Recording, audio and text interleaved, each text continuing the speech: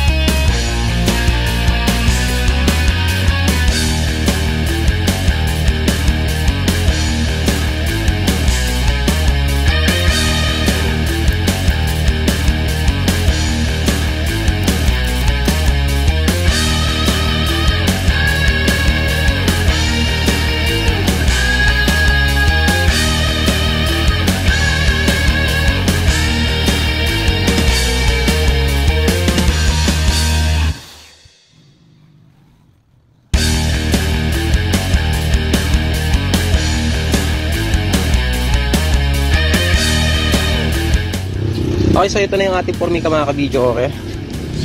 Formica, ang brand niya is Unica. Kung saan makakabili niyan, pwede tayo makabili niyan sa Wilcone at meron din sa Home Depot. Basta mga, kagaya ng City Hardware mga kabidyo, okay? Yan, dun po tayo makakabili niyan. Ang price niyan mga kabidyo, okay, is umaabot ng 1.3. Minsan, pinakamababa niya is 1.2. Minsan, umabot pa ng 1.5. Okay? So, meron tayo isang pirasong gagamitin, kulay black. So, tabasin na natin.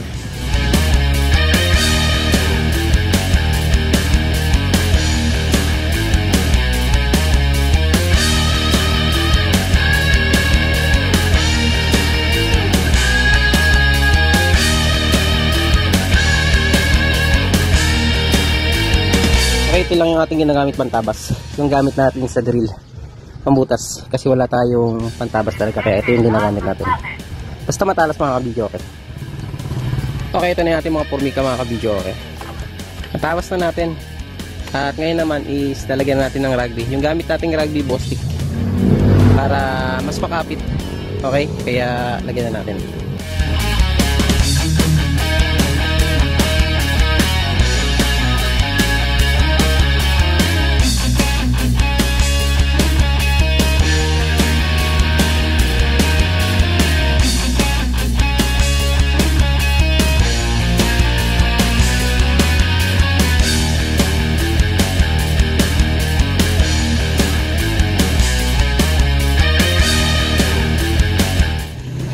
So tapos na natin rugbyhan mga kabidyo, okay? At binibilad natin sa araw para mabilis matuyo. Kasi mas magandang, kung gusto nyo mas makapit, mas maganda tuyo siya. Bibilad natin ang mga kalahati or 1 oras yung ating rugby. So yan yung ating box, and then yung ating Formica. Yan yung technique natin sa ating pagdikit sa ating rugby. Dapat tuyo para makapit na makapit. Okay, after 1 hour mga kabidyo, okay, tuyo na to. Ayan o. So, idikit na natin.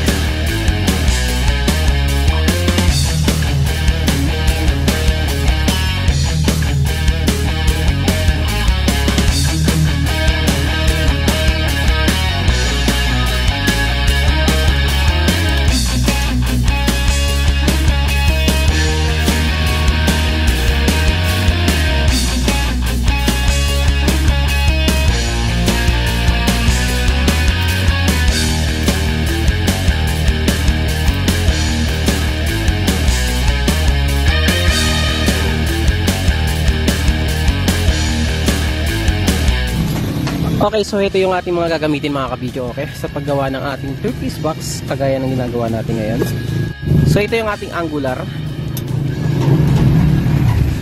Ang ating angular, ang haba nito kapag bumili kayo is maabot siya ng 10 feet. Okay? 10 feet, ang price niya is naglalaro sa 500 or less than 500. Okay? Depende sa tindahan. And then, yung ating TNG. Para sa half na kahoy. Yan yung kanyang ngipin. Pinakalak niya. Ang price nito halos parehas lang sila ng angular. Okay? Ang haba niya is 10 feet din siya.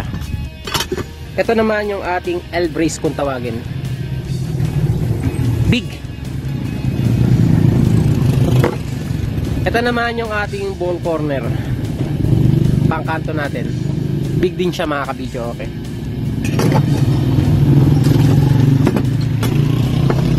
And then ito naman yung ating twister lock or butterfly lock. Okay, marami siyang tawag. Pero kadalasan tawag ko rito is twister lock. Okay? Big rin siya mga kabidyo, okay? And then ang ating handle with plate. Handle with plate. So yan yung ating ginagamit sa paggawa ng ating 2-piece or hard case box. So mga accessories natin mga kabidyo, okay? Kagaya nito, meron naman kayo mabibili niyan sa mga online. Kagaya ng Lazada. Ganyan. So, ito, bilhin natin to sa Dao, okay? Sa music file. So, itong ganito mga kabidyo, okay, meron din sa music file sa Dao. Okay? So, sa mga price, depende sa tindahan yan. Iba't iba yung price nila. And then, gagamit tayo ng repeater. Dati, manumano yung ginagawa natin pero napakasakit sa kamay. So, ngayon gumagamit tayo ng repeater na may dihangin. At ang ating balang rebit, ayan, sukat. Yung number ng ating bala ng rebit.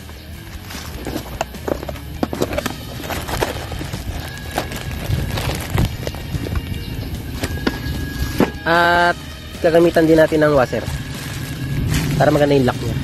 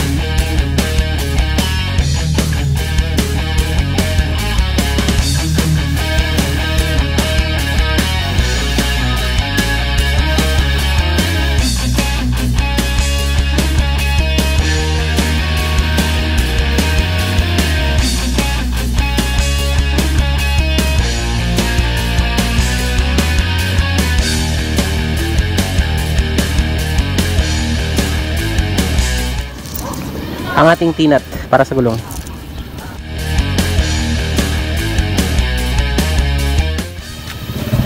Okay, nakabit na natin yung ating gulong, yung ating mga tinat sa ating gulong.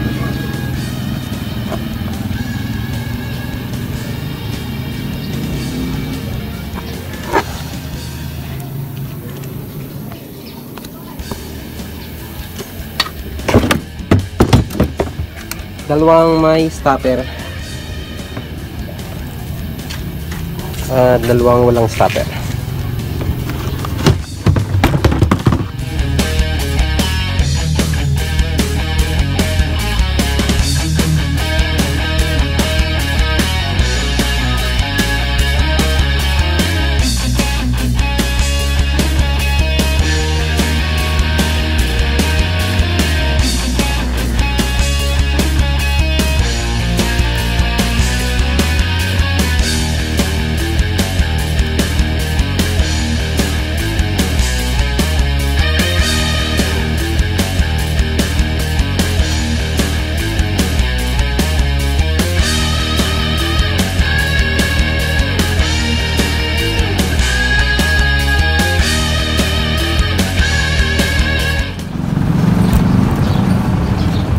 So lalagyan na natin ng foam mga kabidyo, okay. Itong foam na to mga kabidyo, okay, is hindi natin to binili. Ito yung mga foam na pinaglagyan ng amplifier na mga binili natin. So medyo marami na tayong nabiling amplifier. Okay. Kaya marami na rin tayong naipon na foam na kagaya nito. Okay. Ayan. Tinanggal lang natin yung pinaka ayan, yung pinakaharang nito. Kinuha lang natin yung malapad. So tinabas na rin natin. At ang ginamit natin pantabas dito is kutsilyo lang. Okay, in-slice lang natin. Ayan, hinulma na natin sa ating box.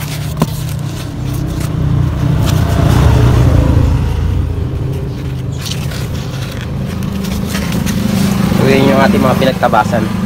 Okay, ngayon iraragbi na lang natin. At patutuyuin natin ng mabuti para mas makapit.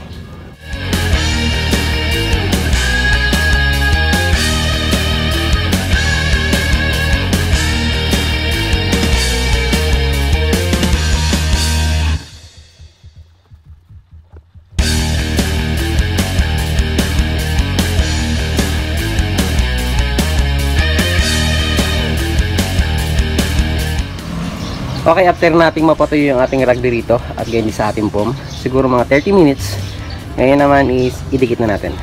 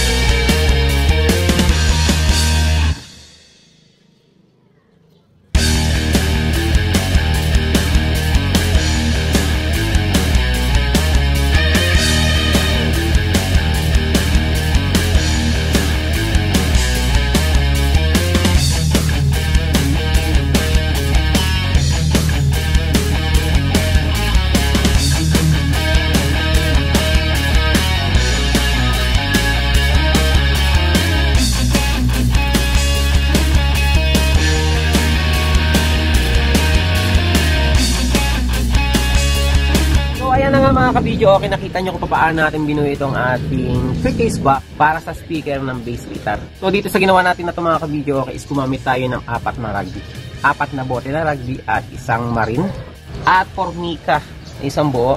And then 2 TNG at 3 piraso na angle yung pangkanto natin. So kung magkano yung nagastos natin dito para sa ating mga materials mga ka-video, okay, at yung mga expenses natin, is umaabot din po siya ng kulang-kulang 8,000. Ganyan po kamahal yung ating mga materials na ginagamit.